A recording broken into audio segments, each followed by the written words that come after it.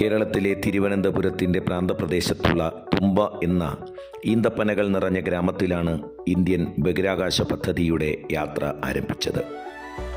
Mary Magdalena പള്ളി ഇന്ത്യയുടെ ബഹിരാകാശ പദ്ധതിയുടെ പിതാവായ ഡോക്ടർ വിക്രം സാരാഭായിയുടെ ശ്രദ്ധ പിടിച്ചുപറ്റി.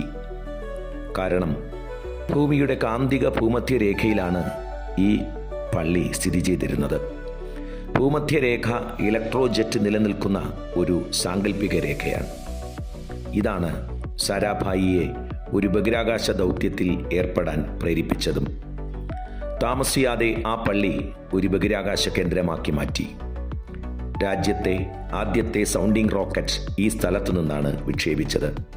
Doctor Sarabhai, doctor APJ Abdul Kalam, ഇന്ത്യയുടെ ആണവ പദ്ധതിയുടെ പിതാവ് ഹോമി ജെ ഭാഭ എന്നിവരുൾപ്പെടെ വിക്ഷേപണത്തിൽ ഉൾപ്പെട്ട എല്ലാ ശാസ്ത്രജ്ഞരുടെയും ദൃഢനിശ്ചയത്തെ ഇത് വളരെയധികം സൂചിപ്പിക്കുന്നു.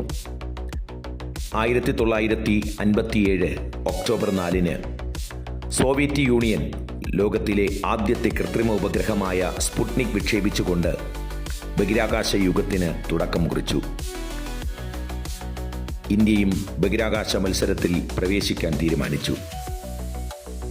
ഒരു ബഹിരാകാശ പരിപാടി ആരംഭിക്കാൻ ഇന്ത്യൻ പ്രധാനമന്ത്രി ജവഹർലാൽ നെഹ്റുവിന് ഒരു കത്തെഴുതാൻ സാരാഭായി തീരുമാനിക്കുന്നു. Indian national space committee for space research INCOSPAR 1962 സ്ഥാപിതമായി. അന്നത്തെ അമേരിക്കൻ പ്രസിഡന്റ് ജോൺ F. കെന്നഡിയുടെ വധത്തെ തുടർന്ന് ഇന്ത്യയുടെ ആദ്യത്തെ റോക്കറ്റ് വിക്ഷേപണം അർഹിക്കുന്ന ആഗോള മാധ്യമ ശ്രദ്ധ നേടിയില്ല. 6 വർഷങ്ങൾക്ക് ശേഷം ഇന്ത്യയുടെ 22ാം സ്വാതന്ത്ര്യദിനത്തിൽ ഇൻകുസ്പാറിൽ നിന്ന് ഇന്ത്യൻ സ്പേസ് റിസർച്ച് ഓർഗനൈസേഷൻ രൂപീകരിച്ചു. ഡോക്ടർ വിക്രം സാരാഭായിയുടെ ബഹുമാനാർത്ഥം തുമ്പ ഇക്വറ്റോറിയൽ റോക്കറ്റ് ലോഞ്ചിംഗ് സ്റ്റേഷൻ എന്ന് ആ സ്ഥാപനം പുനർനാമകരണം ചെയ്യപ്പെട്ടു. ഇന്ന് വിക്രം സാരാഭായ് സ്പേസ് സെൻറ്റർ ഇസ്രോയുടെ പ്രധാന കേന്ദ്രമാണ്. 1981 ആര്യൻ പാസഞ്ചർ പേലോഡ് പരീക്ഷണം എന്ന പേരിൽ ഒരു പരീക്ഷണാത്മക ആശയവിനിമയ ഉപഗ്രഹം വിക്ഷേപിക്കാൻ ISRO ആഗ്രഹിച്ചു. ആപ്പിൾ മാത്രമായിരുന്നു ഉപഗ്രഹം. പക്ഷേ സാറ്റലൈറ്റ് ആൻറ്റിന ഒരു തെർമൽ ബ്ലാങ്കറിന് കീഴിൽ പരീക്ഷിക്കേണ്ടി വന്നു. ISROയ്ക്ക് സൗകര്യങ്ങൾ കുറവായതിനാൽ ശ്രീഹരിക്കോട്ടയിൽ ഒരു ആപ്പിൾ മിഷൻ കൺട്രോൾ സെൻറ്റർ സ്ഥാപിക്കുന്നത് ഒരു വെല്ലുവിളിയായിരുന്നു. കാന്തികമല്ലാത്ത അന്തരീക്ഷം നൽകുന്നതിനും ഒരു വയലിൽ ആൻറ്റിനകൾ പരീക്ഷിക്കുന്നതിനുമായി ആപ്പിളിനെ ഒരു കാളവണ്ടിയിൽ വിന്യസിച്ചു. ആ വർഷം ജൂണിൽ ഇത് വിജയകരമായി വിക്ഷേപിച്ചു.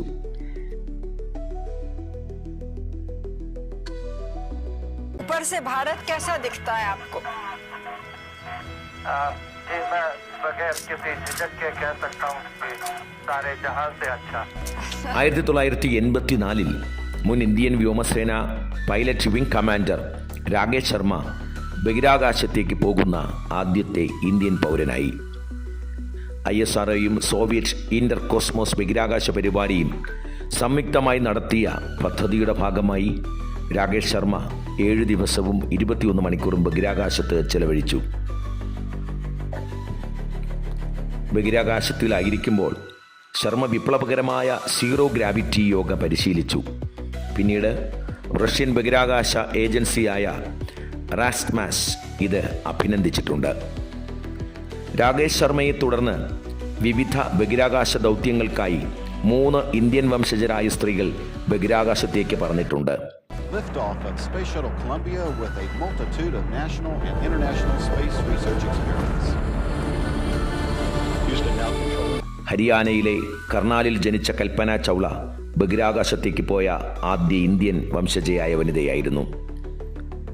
1997 ഒരു മിഷൻ സ്പെഷ്യലിസ്റ്റായി കൊളംബിയ ബഹിരാകാശ നിലയത്തിൽ അവർ ആദ്യമായി പറന്നിറങ്ങി.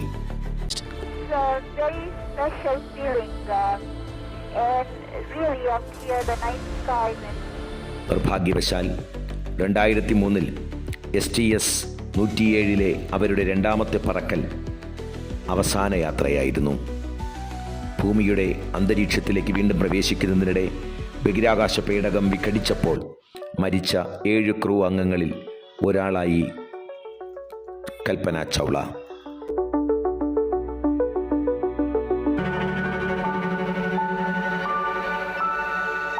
So now again, we're on the right-hand side, all the way on the right of the International Space Station.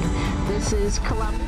ബഹിരാകാശത്തേക്ക് പോയ രണ്ടാമത്തെ ഇന്ത്യൻ വംശജയായ അമേരിക്കൻ ബഹിരാകാശ യാത്രികയായിരുന്നു സുനിത വില്യംസ്.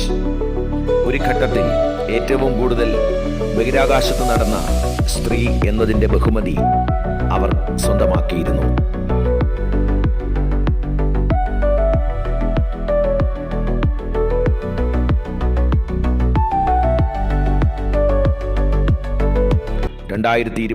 ജൂലൈയിൽ വ്യോമയാന എഞ്ചിനീയർ ശിരിഷ ബാൻഡ്ലർ ബഹിരാകാശത്തേക്ക് പറക്കുന്ന മൂന്നാമത്തെ ഇന്ത്യൻ വംശജയായ വനിതയായി.